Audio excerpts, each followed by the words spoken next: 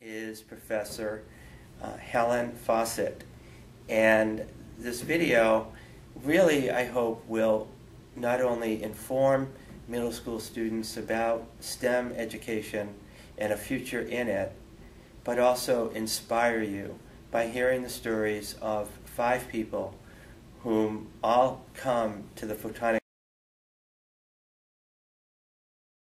I am Helen Fawcett. I'm originally grew up in Stoneham, Massachusetts. I was what you would call probably one of the shyest people in your class in middle school and high school. I always had my head in a book, pencil to the paper.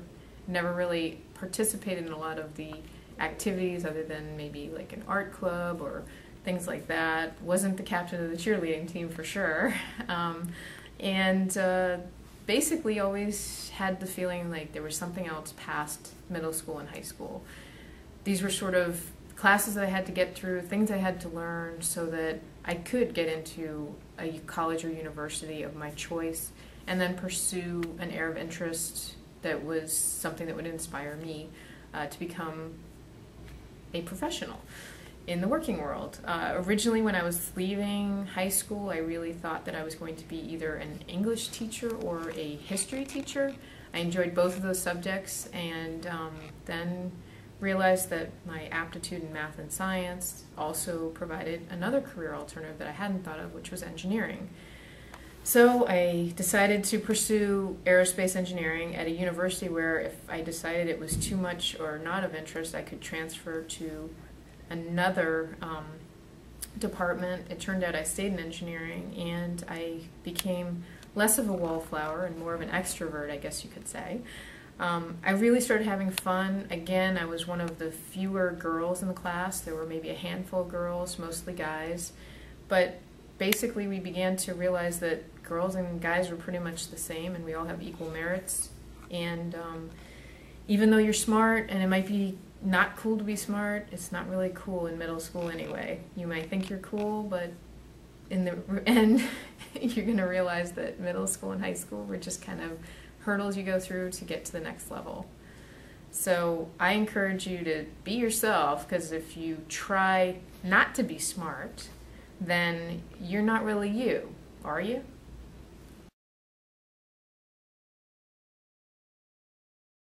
My initial interest in engineering came from an interest in math and science.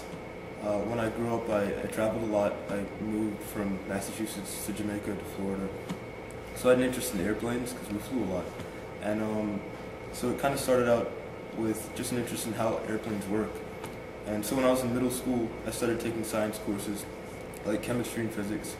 And I had a lot of teachers that emphasized how the sciences can help understand how the world works. So when I got into high school, we took some more difficult classes.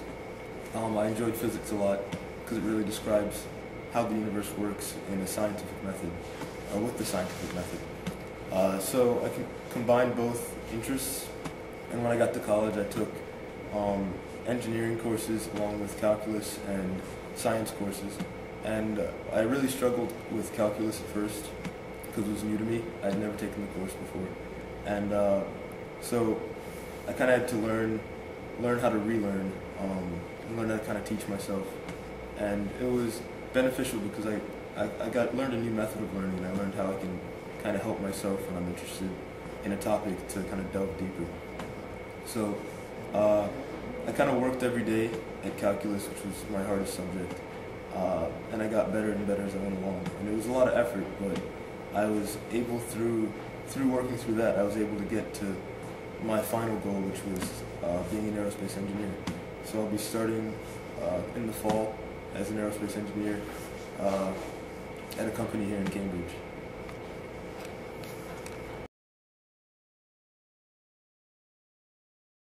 I came here a year ago for my master's degree, and it's actually a very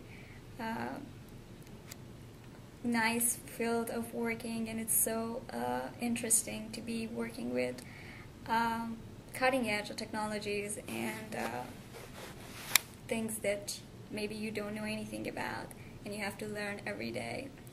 And I had so many teachers during my school time, and I can say that they actually helped me a lot, and what I have right now is actually parts of it so because of them, and they were helpful during all the years and until now. So it's important that you understand during school years in middle school or high school to find out what you want to do and have a picture of yourself later in your life, and do your works and everything you're doing at that moment to get closer to that picture. And for me, I actually knew that I want to be an engineer, and I wanted to be an electrical engineer when I was in high school. And so that was the time I actually started working for it, even though it sounds like maybe at that time you maybe think that you can have more fun rather than studying or putting yourself for different challenges, but whatever you do at that time is what you get later in your life. And it's important to understand what you like and to figure out what you're good in, and to ask for challenges, and to be eager to learn, because obviously no one knows everything, but you can always learn, and it's important to ask for help from your teachers, from your friends, for everyone that might know something, and learn every day, and just try to make a better life for yourself and people around you. Hi everyone, my name is Sarah Greer. I'm a current master's student at Boston University, and I'm going to tell my story about how I got into engineering. So, and when I was in middle school, I didn't really have any previous knowledge of engineering. Even in high school, I didn't really have any knowledge of engineering, and I always liked math. I had a third grade teacher who really, emphasized multiplication and division and making sure we got it, and really, making us do drills so that, we really understood everything. And even though she was strict, I think we all kind of appreciated her for it in the end, because it really did improve our math skills. So I've always liked math, and, because of her, I became good at it along the way. I wasn't really like a science person. When I first was deciding what I was going to do in college, I wanted to go into math, but then I found out about engineering and really liked the whole design aspect and the whole fact that you can kind of do whatever you want and innovate. And I think that's really, especially because like technology is the way of the future, it's really good to get into like an engineering type field, regardless of what kind of engineering it is. So I got into engineering not having any knowledge, kind of just jumped in, and it was very challenging, but in the end it really all pays off, especially being a woman in engineering. There's not many of those. You're in classes with a whole bunch of guys, but it's okay because you stand out and you can really get ahead. You stick out for the teacher and you stick out in the class, and that's a good thing. It's not a bad thing. And also, being involved in the whole the STEM field, science, technology, engineering, and math, it's very beneficial in regards to jobs, in regards to just like the connections that you can make in the future. So I definitely encourage everyone to get into a type of engineering, because with an engineering degree, you can do anything. Even if you wanted to go into a different company or business or anything, that engineering degree really gives you the step up, and even though it's hard, it's still doable. So, and you can do anything you put your mind to.